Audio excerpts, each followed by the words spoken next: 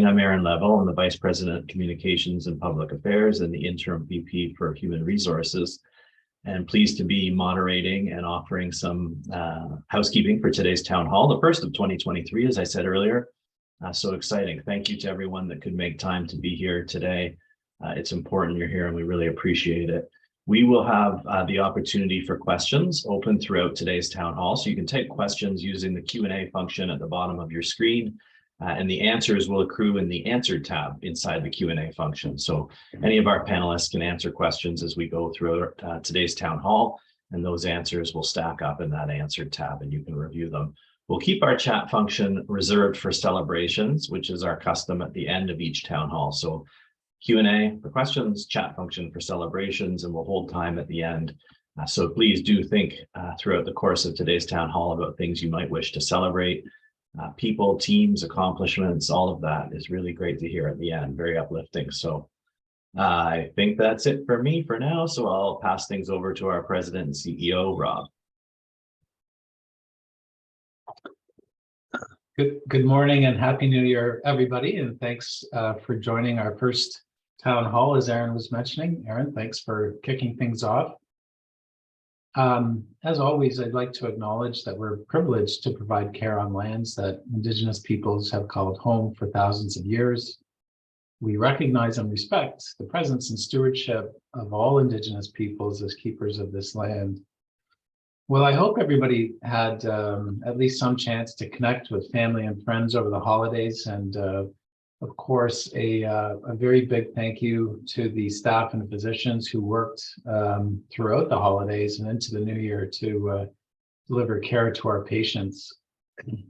I wanted to give a special note of thanks to Bruce Squires and to Dr. Angelo Microgiannakis and the whole team at McMaster Children's for their work together in coping with the extraordinary surge of patients we had at the Children's Hospital prior to Christmas. It was a very daunting period of time for the Children's Hospital, and I think it's extraordinary the work that the team did to get through that period. So thank you. Also wanted to note the important work that Bruce and Angelo have been doing in bringing the need for provincial investment in McMaster Children's from the province. They published, or the Spectator rather, published an op-ed last weekend. If you wanted to read that, you can see it in the HHS Daily Dispatch, which came out on Monday. It's also available on the Hamilton Health Sciences website. Thinking broadly about Hamilton Health Sciences, all of our sites continue to be under pressure with high patient volumes. I know we are coping with these volumes while still suffering from the lingering impacts of the pandemic, and more particularly staff shortages. So thanks to everybody for persisting in providing the care that is needed by our community. I recognize that this pace isn't much fun, and ultimately it just isn't sustainable. As you heard at the last town hall, we continue to work hard to remedy this situation. In the coming weeks and months, we'll continue to apprise you of the work that we are doing to try to get our workforce back to full strength, along with keeping you up to date about the other strategies that we're pursuing to try to make HHS a better place, a place that can ultimately meet the needs of our community in our region. So for today, you're going to hear more about what's happening across all our sites from Sharon Pearson, who's going to give you an operational update. Very pleased to welcome back our friend Dr. Mertz, who will talk about what's happening with COVID locally and internationally. I expect he may have a few comments to make more broadly about about viruses that are circulating throughout the community. We've got Dave McCaig here, along with Michelle Leafleur, and they are going to provide an update on EPIC. And Aaron Levo will come back and touch on the rollout of the My Voice Matters survey results. Before I hand it over to Sharon, and just with respect to the EPIC update, I wanted to pause and really acknowledge and recognize Dr. Barry Lum, who provided such amazing and steadfast leadership during the implementation of EPIC. He was a steady and calm, competent, compelling presence throughout the project. And I just wanted to wish him well as he returns to clinical practice and to whatever other endeavors Barry might choose to undertake. Barry's had such an amazing influence here at Hamilton Health Sciences, and we're very fortunate to have had him throughout his practice, but more especially, we're so fortunate that he helped us with this transformational effort to top off his career here at Hamilton Health Sciences. So Barry, thank you. All right, so I'm going to now pass it over to Sharon Pearson to provide her operational update. Sharon, over to you. Great. Thanks, Rob. Good morning, everyone, and happy 2023. Pleased to be here today to give the regular update in terms of our hospital operations. So start as I always will in terms of where we at right now with our COVID numbers. And you can see we still sustain a relatively high number of COVID patients across our sites. So as of today, 118. The demand in ICU remains quite low compared to where we were in previous waves. So there's less than 5 patients. And we have seen a reduction in our outbreaks, which we are down to 2. And we'll hear from Dominic today regarding the shortening duration for our outbreaks period going forward. In terms of staff and self-isolation, still a relatively high number of 96 people self-isolating as of today. As Rob indicated, we really don't see any relief in our occupancy numbers. You can see the rates across the site, so significantly high at our acute sites. You can see West Lincoln feeling a lot of pressure today at 131. The Mumsy site, remembering the pediatric children's population, is experiencing a very high occupancy in their beds, so that's contributing to a higher occupancy. And then we have the women's health, which is a little bit lower. And our ALC numbers are high at 273, which is significantly higher than in the past. If you go to the next slide, please. In terms of the overall messages around capacity, certainly the outbreaks are contributing to some of the flow pressures that we see. Along with the volumes, our volumes are relatively stable. We do see a little bit of an increase here and there across the sites, but what we are seeing is that increase in acuity, and we are seeing ongoing increases in our length of stay. The pattern we see is certainly replicated across our partner hospitals in the region and in the province, but certainly emergency and critical care resources remain very strained. Our surgical capacity, we remain anywhere between 85 to 90, today at 88%, certainly not where we would like to be, which is back to or above our pre-COVID surgical capacity. In order to manage the capacity pressures that we're feeling, we continue to rely on our unfunded bed capacity, which is in the realm of 60 and sometimes much higher in terms of unfunded beds opened each day.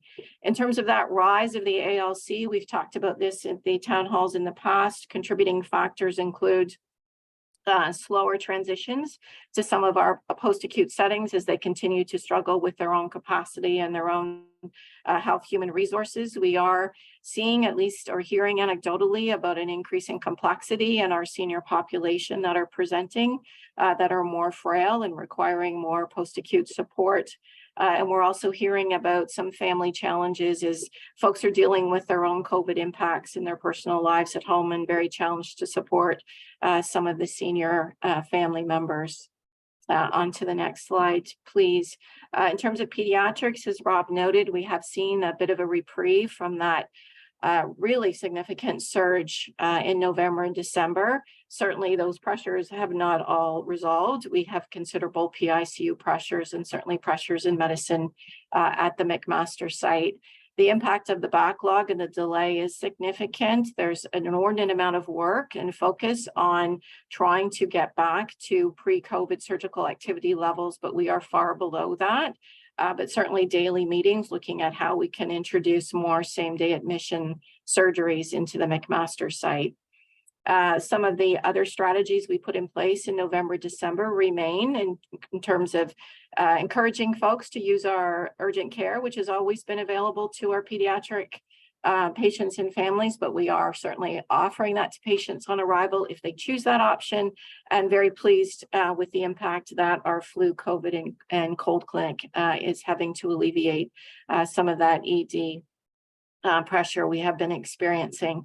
And again, very grateful to all of those who chipped in, the adult sites, those staff at the McMaster Children's and physicians that have been doing inordinate and phenomenal work to ensure that we are maintaining critical access to our community.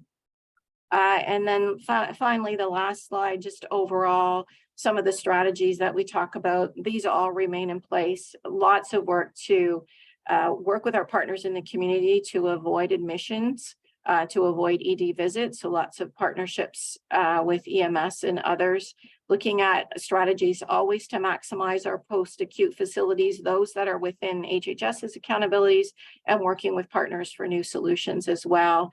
We've spent a lot of time on enhancing our discharge models of care through Kelly O'Halloran's team, and very pleased with the impacts that we're seeing with the new repatriation policy that is in place for our region. And we've seen a reduction in the number of days that we've been waiting to repatriate patients back to their home communities. And all of the other strategies that are listed below that I've talked about in the past that I won't repeat, but a lot of inordinate work. I thank everybody because many are coming to the table to contribute to try to figure out solutions to this pressure that we're feeling. And I do appreciate this has been sustained for many years across all of our sites. And I do thank everyone for their ongoing efforts. And with that, I'll hand it back over to Aaron. Yeah, thanks very much, Sharon, for the update today. Next up, we have Dr. Dominic Mertz, who's our Medical Director of Infection Prevention and Control.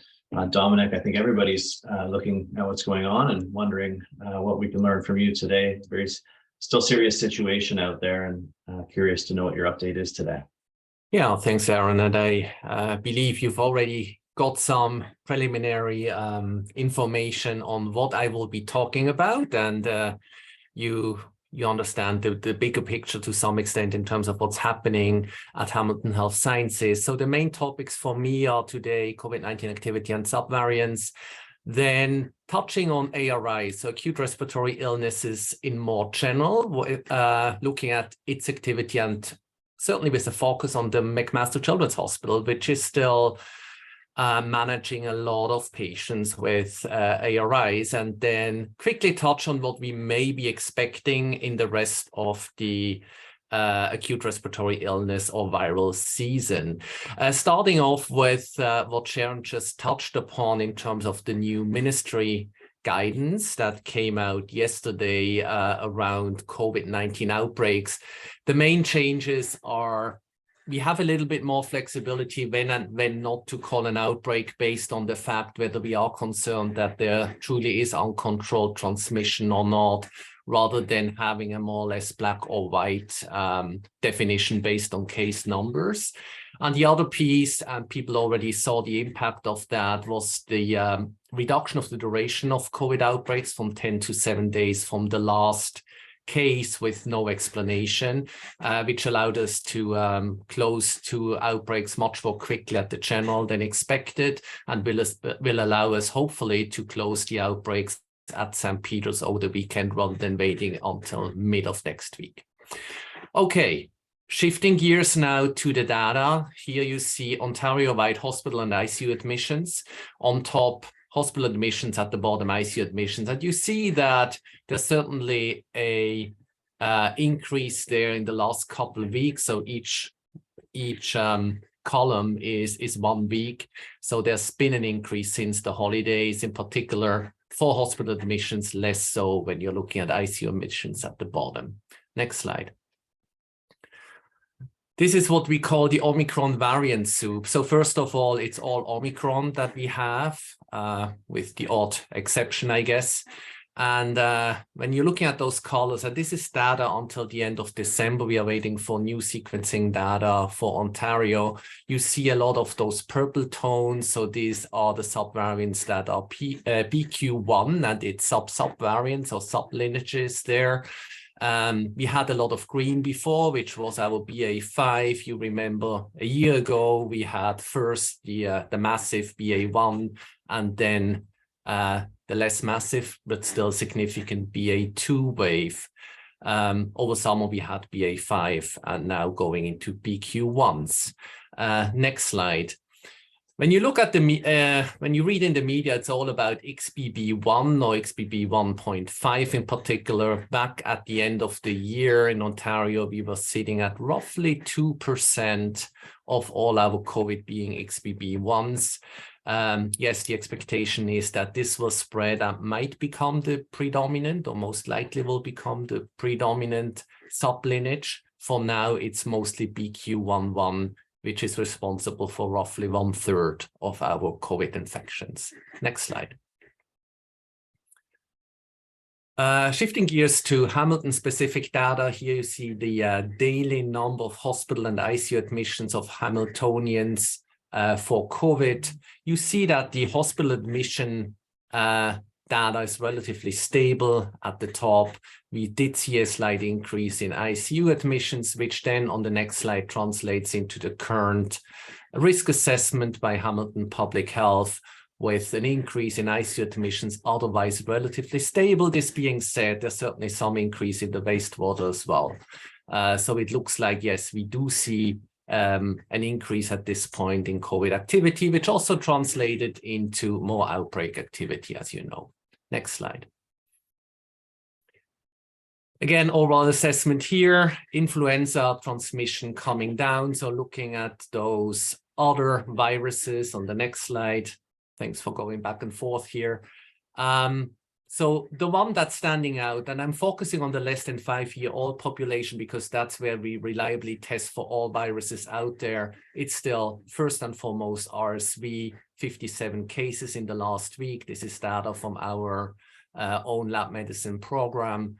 Then there's a group of viruses with roughly 15 cases, paraflu, rhinoenterovirus, and COVID.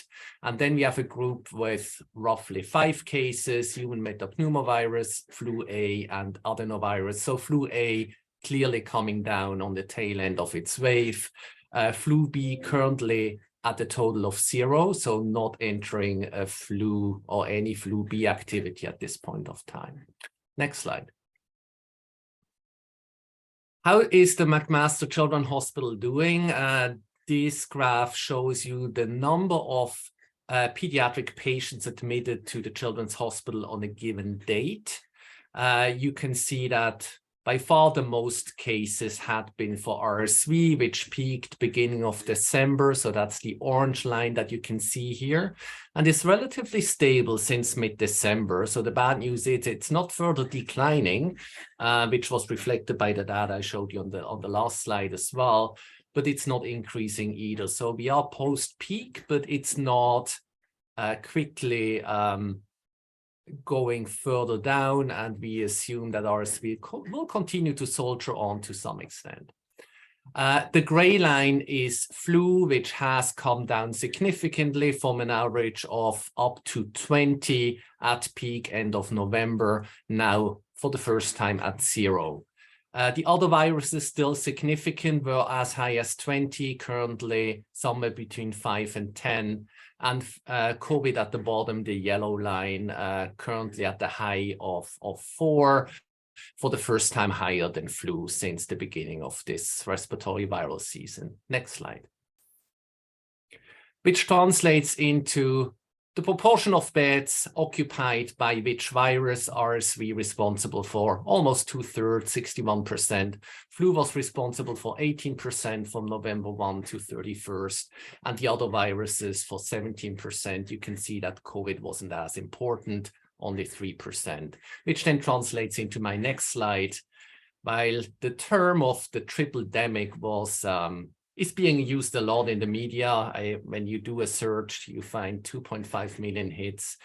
But I think it's very obvious. It is a respiratory illness season with COVID on top of the other viruses, but it's not a triple-demic, what we are seeing. Next slide. This slide shows you, or I will transition now into trying to make some predictions as the background, using here what happened in terms of ED visits across the province. You can see in black the actual numbers, and in green, yellow, and red, the dotted line, what was expected. And you can see that, in particular, when you look at the pediatric data on your left-hand side, that the actual peak was before what was expected. We expected to peak end of December, beginning of January, based on pre-pandemic data. We peaked roughly 1.5 months earlier by mid-November, and the peak was higher in the pediatric population, which resulted in that significant strain that we were struggling through in the end of the fall, I would say. When you look at the height of the peak versus what was expected, which is green, red would have been 2 standard deviations above that. However, in contrast, when you're looking at adults on the right-hand side, yes, peak, other than in the elderly population, was also roughly 1.5 months earlier, but it's been less of a peak than we would have expected based on pre-pandemic data. Next slide. Now, Ontario is probably not different from the rest of the world, and often Australian data can be used to sort of predict what's going to happen. This is Australian data, ILI, so influenza-like illness presentations to general practitioners. And similarly to us, next slide, please, they peaked roughly 2 months earlier than they would have expected based on pre-pandemic data. And their peak was overall populations relatively similar to what they would have expected. And they didn't see a flu B wave. On the other hand, South Africa did see one. So I think it's still unclear for us at this point whether we will follow the Australian example and not see a flu B wavelet or wave at the end of the season, or whether we will see it. Next slide. So my summary, where we are today: COVID activity is increasing again since the holidays, as most of us would have expected. The overall ARI activity peaked in the second half of November, and so has the surge at MCH, but remains high, in particular because of RSV, and I will come back to that. It is a respiratory illness season with all the viruses that we would have had pre-pandemic plus COVID-19. It's not just a triple-demic. So far, ARI activity is following closely what happened in the Australian winter.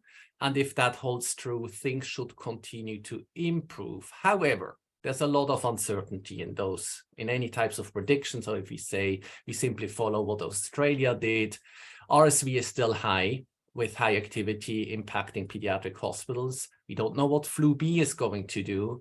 And we need to see what the potential impact of those new COVID subvariants or sublineages like XBB 1.5 will be, while appreciating that we had much less COVID than we would have expected in November, December, whether it will come back more or less significantly now in January, where the other viruses go more into the background.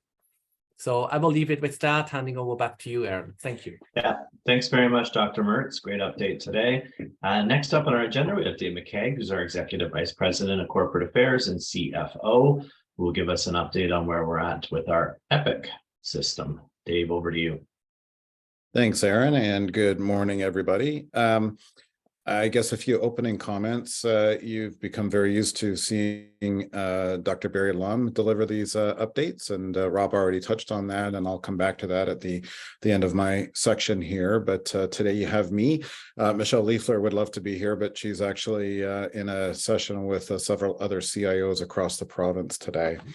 So a couple of things. First, I just really want to take a moment and just pause and congratulate and celebrate and thank everyone on this call for this accomplishment and all of the work to date.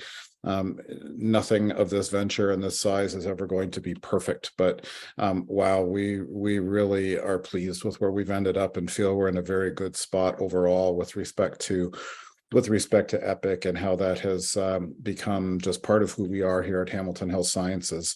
That said, we still have work to do, and part of that is getting all the feedback we can from you. So that's wonderful. We do receive a lot and keep bringing that forward. So today what I'll do is I'll focus on a bit of an update of our current situation, what the next and final phase of our work here is, and close off with some reminders, including our post-live visits, which are coming up. So why don't we move to the next slide, please?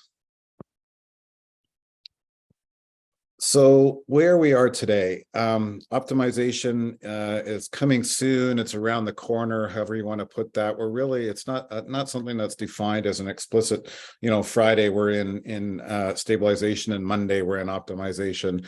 Clearly it's more fluid than that. But I would say that we have largely moved past a lot of the stabilization work that needed to be done. Some of the biggest things that had been of challenge have now been addressed, which is fantastic. So you're going to start to see Odyssey Steering Committee is being sunset. Many on this call wouldn't participate in that meeting, but it's an important marker for us that as a project, that steering committee is no longer required, and we'll convert that into a digital technology steering committee, which is being formed to oversee the overall broad assets that we have in our disposal from a digital perspective. So an overall digital steering committee. We will also have a more of a working group committee, which will be formed, the Epic Integrated Committee, which is going to be formed more to intake and prioritize all the requests that are going to come in with respect to Epic.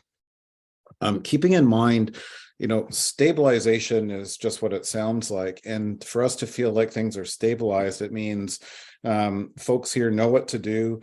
The system works and the permanent support support team is in place and everything is running quite well. That doesn't mean it couldn't run better or faster or easier or more efficiently, but it's working.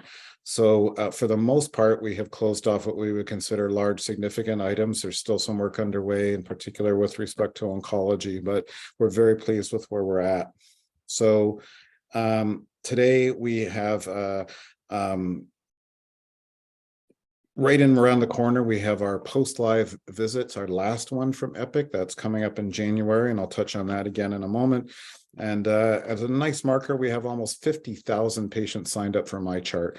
MyChart is not only just a nice app and a way to get information, but we do see it as a future cornerstone of how we're able to communicate, connect, and help our patients and the community navigate our health system. So we're very excited about that natural start and already achieving such a great number. So we'll continue to see efforts to promote that in the future as we go forward. Next slide, please.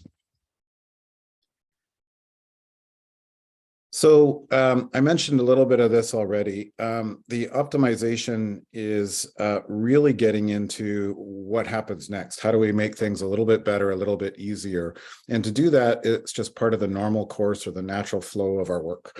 So as an example, our HITS analysts will be involved in the operational committee. So if there's a committee for lab or for one of our sites or what have you, the HITS analysts will be right at that table so that they're part and parcel of hearing what some of the challenges are and maybe how they could be addressed. So new opportunities and the prioritization, all of that input will flow in now.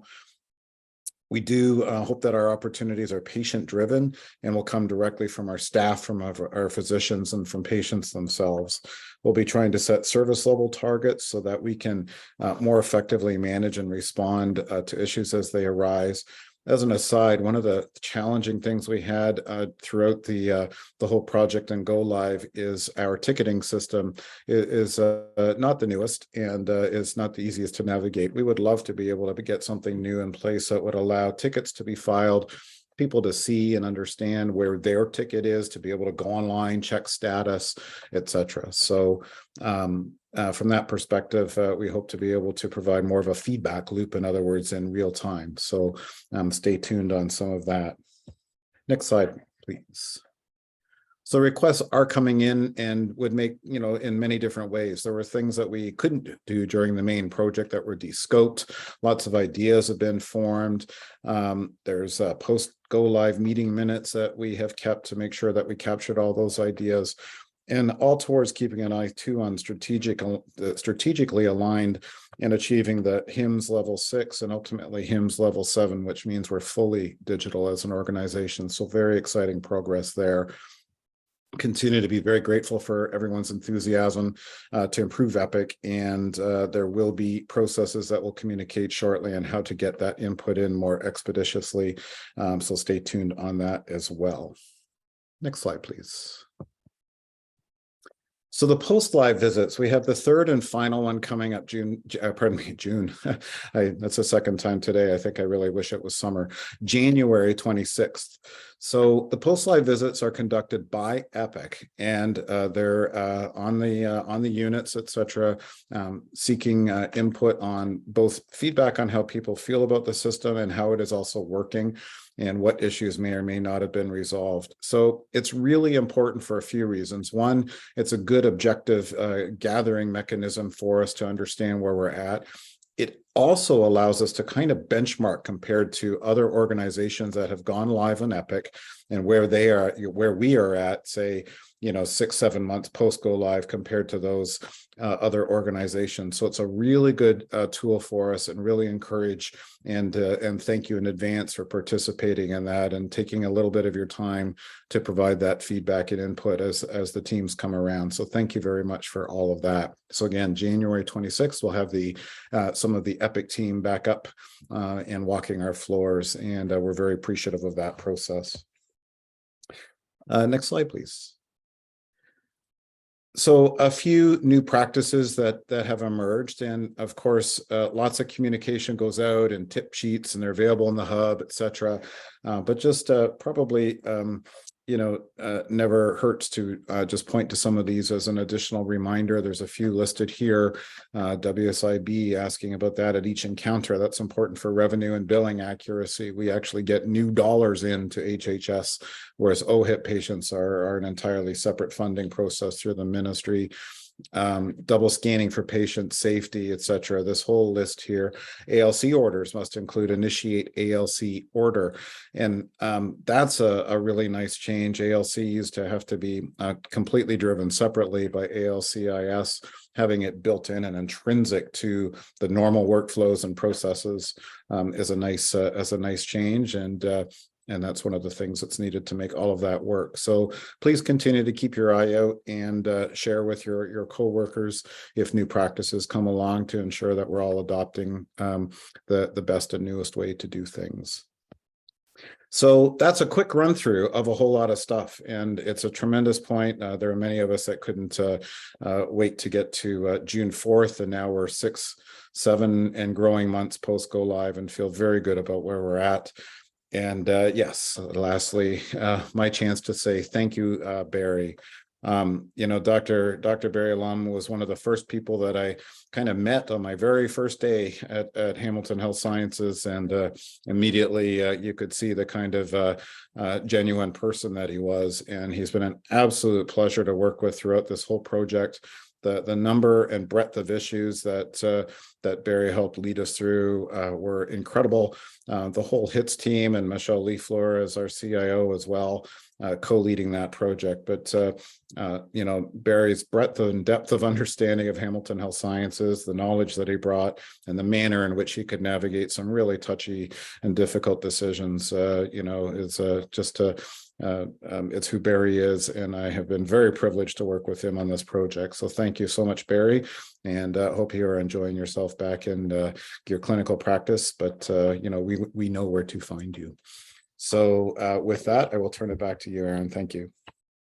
Well, that was ominous. We know where to find you. Absolutely. Little did Barry know on that first day what you'd rope him into. He knew. Very nice.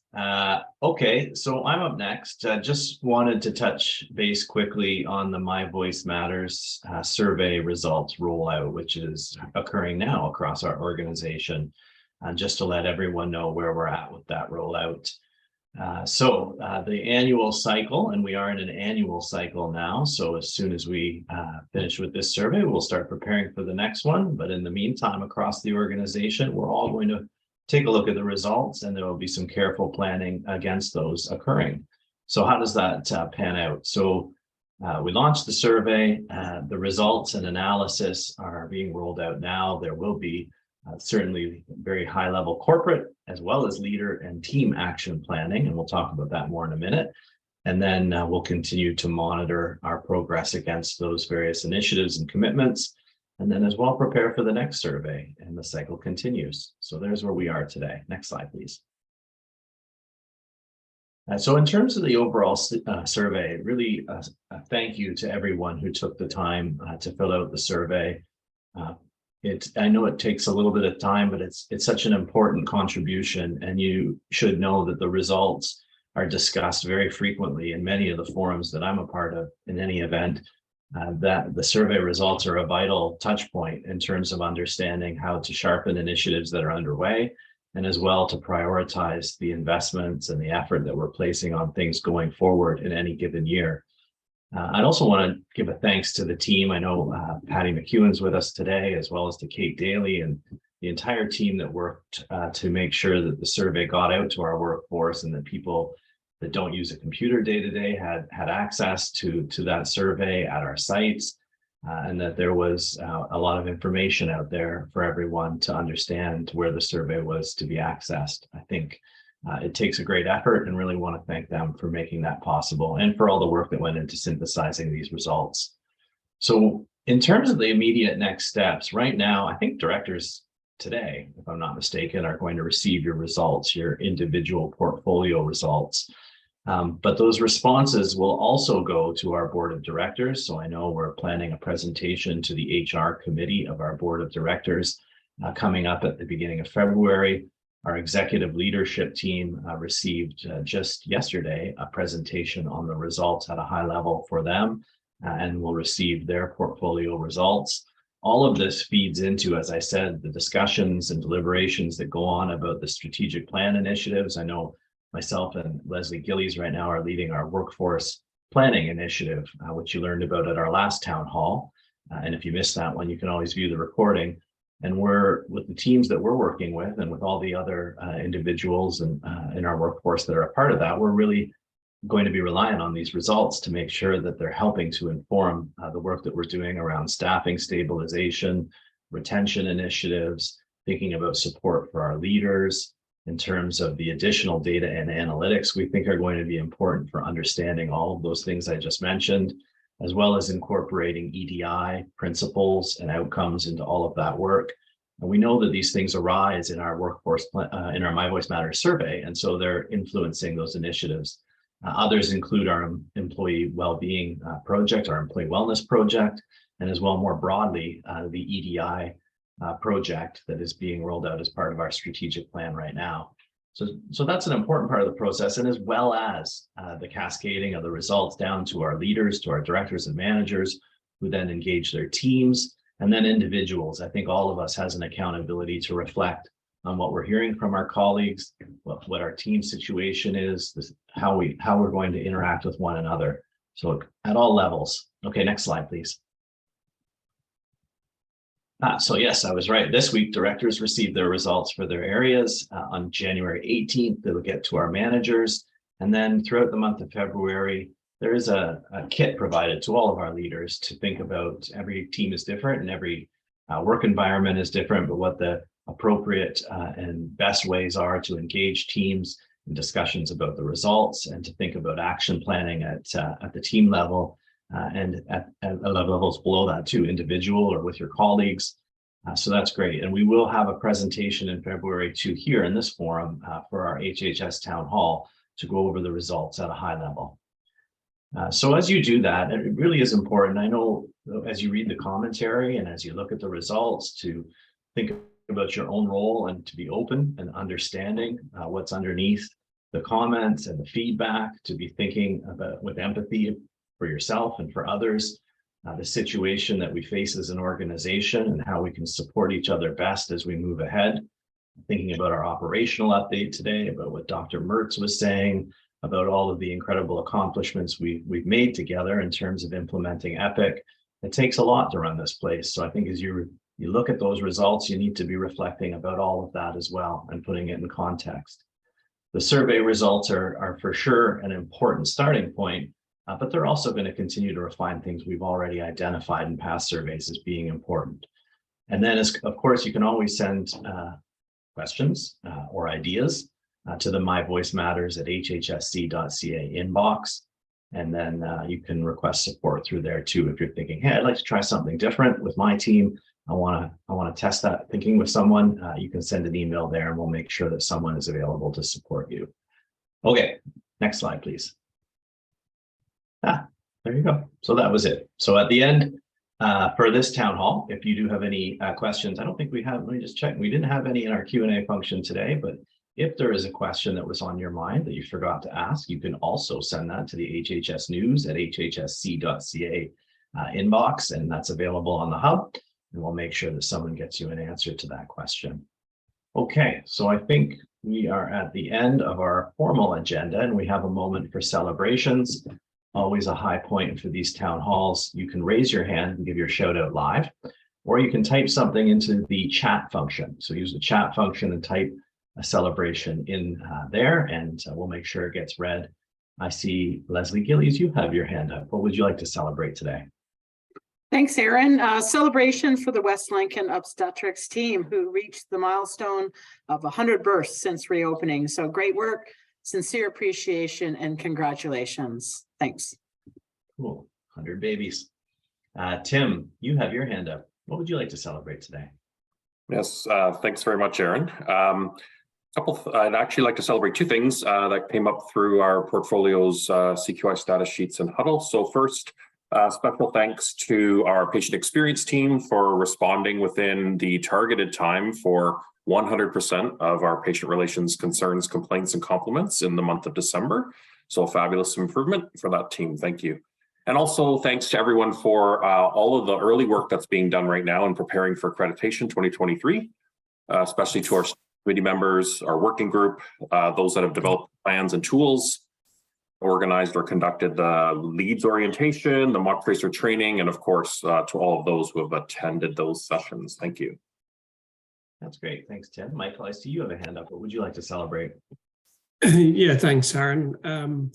Just really a special thanks, to be honest, and Rob mentioned at the beginning, it's really to the team in the pediatric ICU, the physician group there who we know have been running shorthanded, and they were looking at a critical period in February and March, but they've come together and worked out how they can make sure they've got coverage for that program. They've got one physician coming back from sabbatical leave. They've got someone involved in the transport program that's stepping up, and they're all stepping up to contribute to that. So really just a special thanks to Dr. Angela Microgiannakis and also to Dr. Ramesh Gupta for doing.